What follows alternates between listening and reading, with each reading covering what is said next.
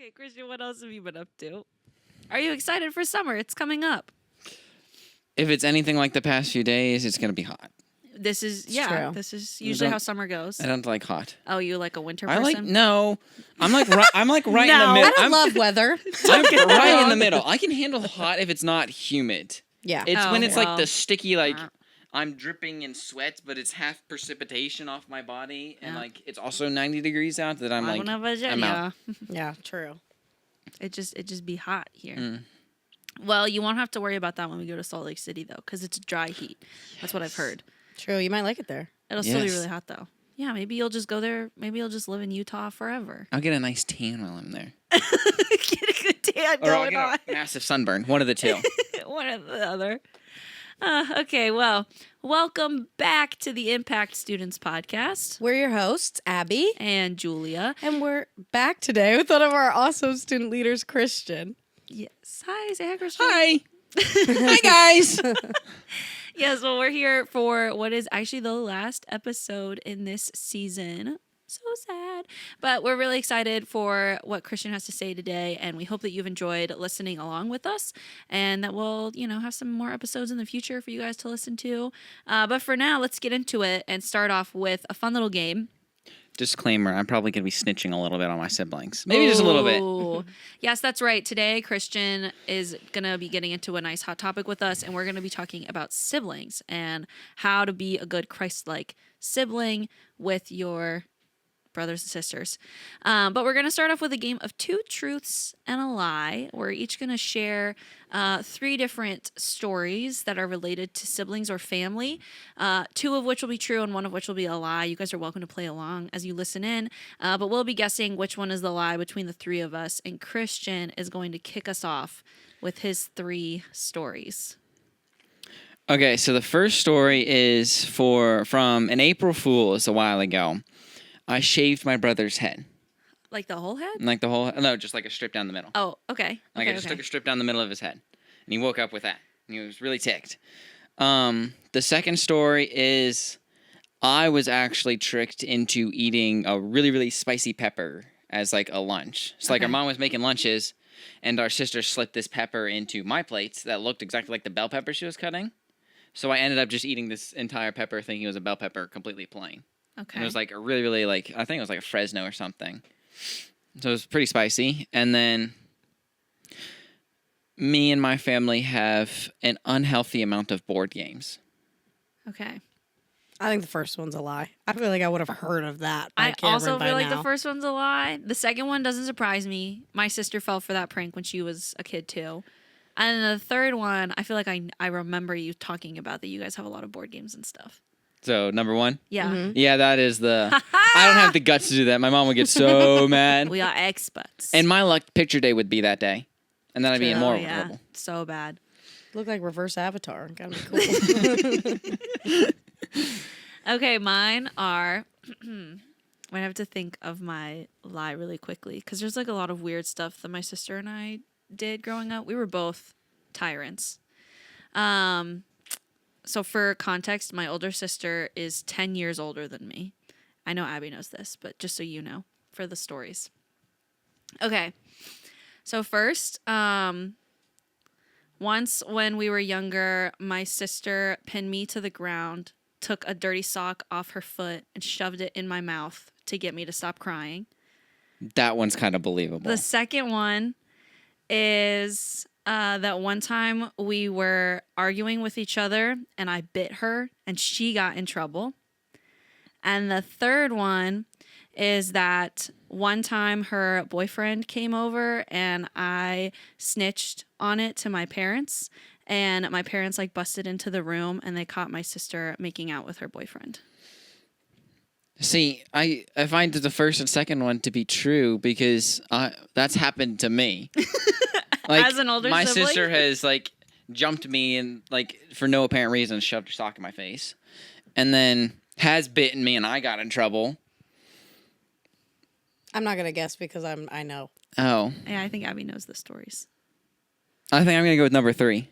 I was number 3. That was the lie. Although I was a huge snitch. I absolutely snitched on my sister every chance, but that never happened. Well, would you snitch if that happened? What if do you mean? caught them making out, would you have snitched? As a Or- kid? yeah. Absolutely. I just said I was snitching on her literally all the time. Every chance I got, I was snitching on my sister. Okay, so I don't have any siblings, as you know. I'm an only. But my childhood best friend was like my sister, so I'm using stories from her too. Counts. Okay, my first story is that my mom was completely horrified as a child that I would get kidnapped even from my own home. So if I was home and somebody was going to come in the house, my mom had a code thing that we had to do, and I had to answer the proper answer or she wouldn't even come in the house. And she used to use pretend voices too. So she would knock and say, like, hey, Abby, would you mind if I came in the house? I'm like, friend of your parents. This is my mother.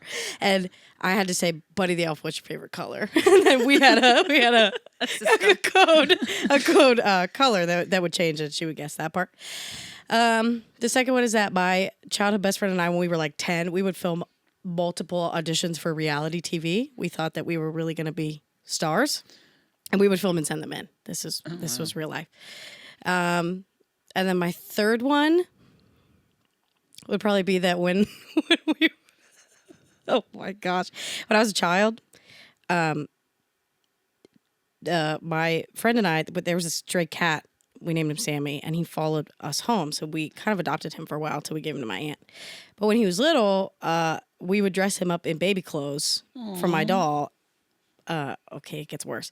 We would play like water balloon toss, but with the cat. Oh my god. We would take Sammy. He loved it, actually. He never hated it. He was so little and he loved to play. He thought it was great, but I promise I don't do this now. I was like 8. And we would we played water balloon toss with the cat. And often we didn't drop him, but even if we did, he didn't care. He was the chillest cat in the world. That's my stories. Do you know all her stories too? I think so. She knows at I least one of know these. one of them. Okay, so one was Code word with my mom. Code Word with your mom. 2 was reality TV shows. And 3 was the cat. Cat. I think I'm going to go with number 2, reality shows. Number 2? Yeah. Yeah, it's number 2. But I will say, caveat, it's a slight lie. We did film. Do y'all know what Team 10 is? No. Jake Paul's reality house. We did film a fake audition video for that as a kid and almost sent it in. But we thought it was really funny and we posted it on our Instagrams. Really glad that doesn't exist anymore. Yeah. Wow. Well, yeah, such interesting stories from growing up and from siblings. Thinking about your siblings, Christian, what's one word you would use to describe each of your siblings? Okay, Cadence is easy. Cadence is emotional. Okay. Like, it could be like she wakes up and she's like the sweetest person on earth. And then like 10 minutes later, like she's like mad at everyone and like everything's going, or completely flipped. Very teenage girl. Exactly. Like it shifts without anyone knowing.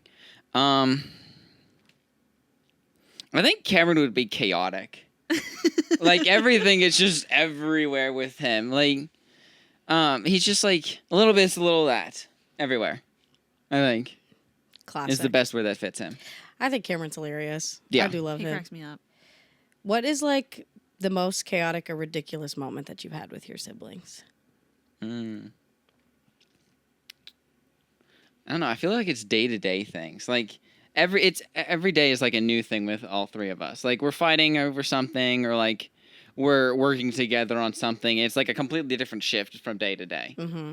Like we could be fighting over who gets to ride up front, or we can be like, oh hey, it's your turn to ride up front, and like back to back. Yeah. Yeah, very sibling. And for you, you're the oldest.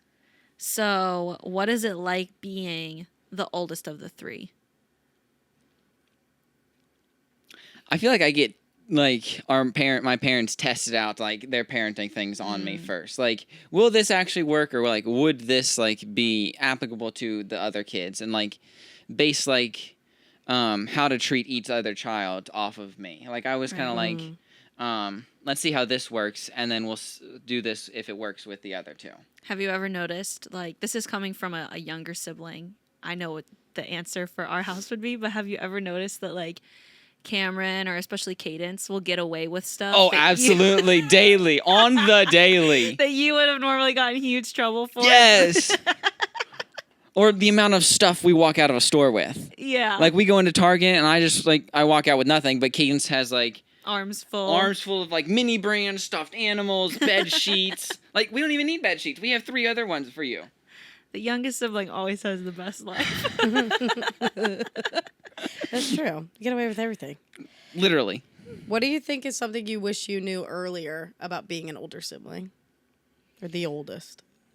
I feel like that I'd get blamed for a lot more than I really do. Like everything that goes down always comes back to me in some form. Like, you were the oldest, you should know better. Like, why would you even take part in something like that? Right.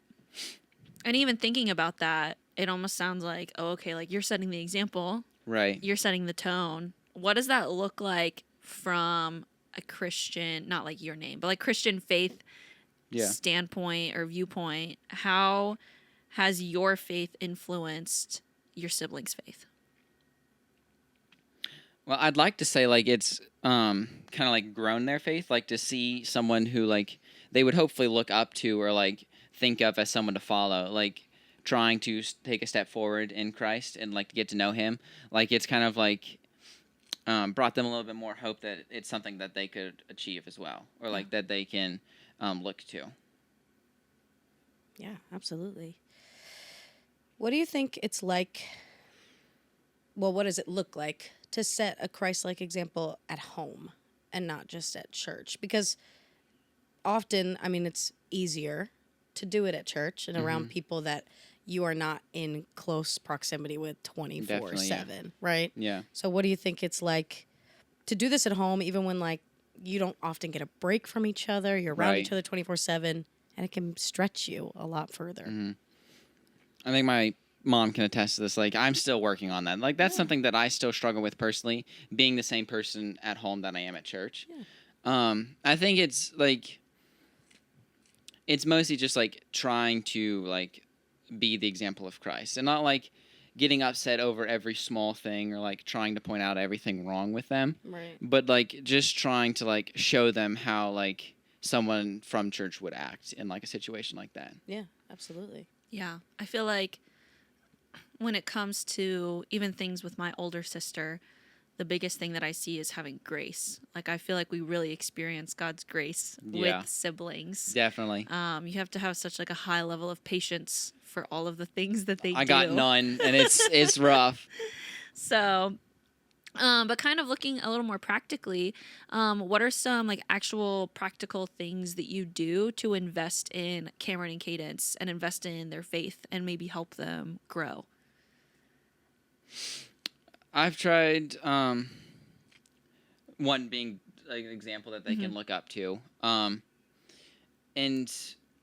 I haven't started this, but I'd like to. I'd like to like start a devotional like with my brother to like so that I can pour into him and like we can get stuff from each other.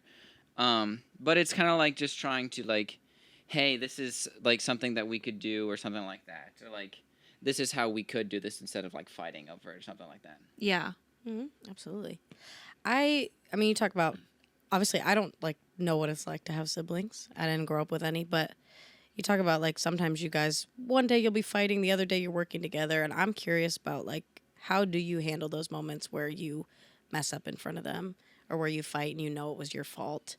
How do you repair with your siblings? I think it's different with each sibling. Like, I definitely have those moments where like I'll say something that's like completely off color and like was really wrong of me just to say. But with Cadence, it'll take some time to earn back that trust and like really repair that relationship. I'll apologize, and then like I'll try and move forward off of that. Yeah. With Cameron, it's a little bit easier. He seems to trust me a little bit faster. I think mostly because we're both boys and like we have that kind of like mindset of like the same mindset set.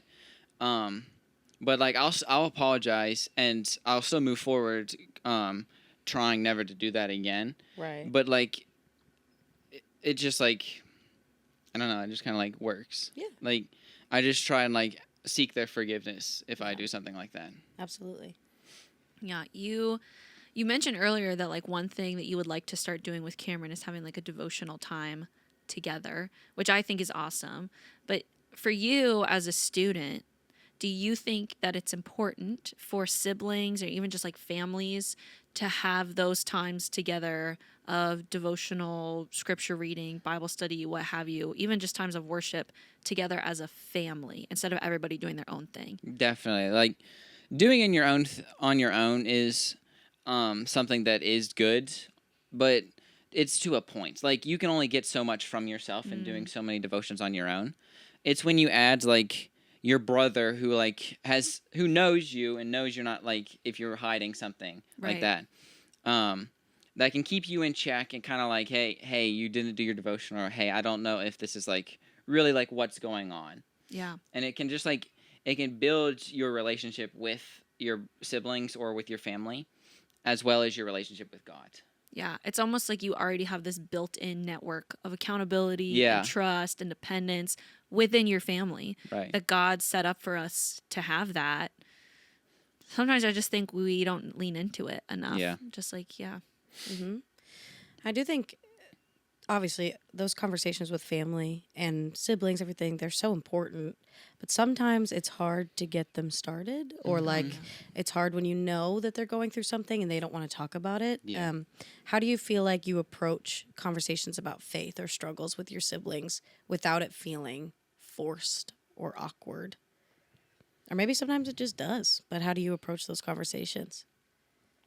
Yeah.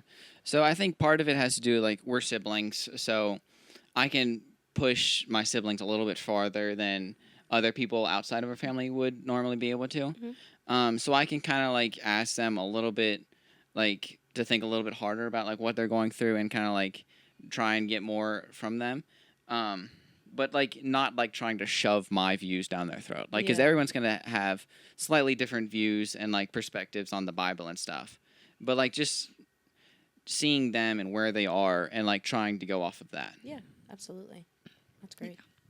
Yeah, let's honestly like thinking about that too. Like let's say that there's a student who's listening right now or even an adult who's like younger or older sibling and they're like, "You know what? That sounds great. I would love to have conversations with my siblings about faith, or I'd love to have conversations with my family about Bible study and things like that, but I just don't really feel like they respect me or would listen to me."